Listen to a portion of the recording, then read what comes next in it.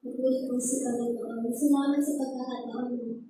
Binigay mo Panginoon sa akin upang magamit dito para sa mga service. At hindi naman yung unexpected, pero ang expected ko naman yung sasalita ko. Kasi before pa ako sinasalita gabi, bago po kami, after kami naglasag, sinabihan ko ng Panginoon na mag-ready ka na kasi pagpapasalit ko. At nagpapasalamat ako kasi may nakaschedule talaga para dito. Kasi nagiging kumpante ako nung nakaraang week kasi may nakaschedule lang ako. Tapos nagulat na lang po ako kasi bigla sinabi ko gabi ni Mami Lourdes sa ako na ako daw sa speaker ngayon. At yung nagsabi ko si Pastor Joseph. Kaya nagpapasalamat ako sa kakataon na ibigay ng Panginoon sa akin upang makapagsalita at makahayag ng mga salita. Ngayon po ay naanahan ko po ang bawat isang natulog.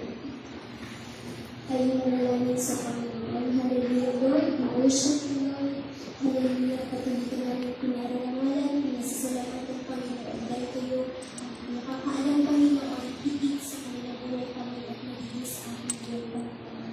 Lord, salamat sa mga isang inilaan mo para naging sa amin lahat at pagpalain dito, Panginoon, let your mouth will be Lord, Panginoon. Let your words have power to change our perception, to change our yung mga paniniwala namin na kailangan natin ipagpapasitin. Lord, salamat po sa iyo, Panginoon, patuloy ko. Pinagkakatiwala ang mga natitirang oras po sa iyo. Salamat po, Lord, in the name of Jesus. Amen. Ay na po nakaupo ang bawang isa. Yung oras ko ay, yung sermon ko ay was entitled, A Faithful Companion in Every Season of Our Lives. Isang tapat na kasama sa bawat tugtog ng ating buhay. And He is our Lord. Marayang at may relasyon tayo sa iba.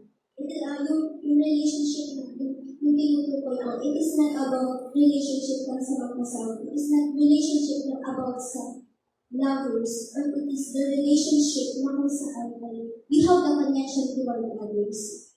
Meron tayong relationship sa ating family, sa ating husband, sa ating relatives, magiging sa friends, sa close friend, magiging sa best friend, or even classmates. Tayo,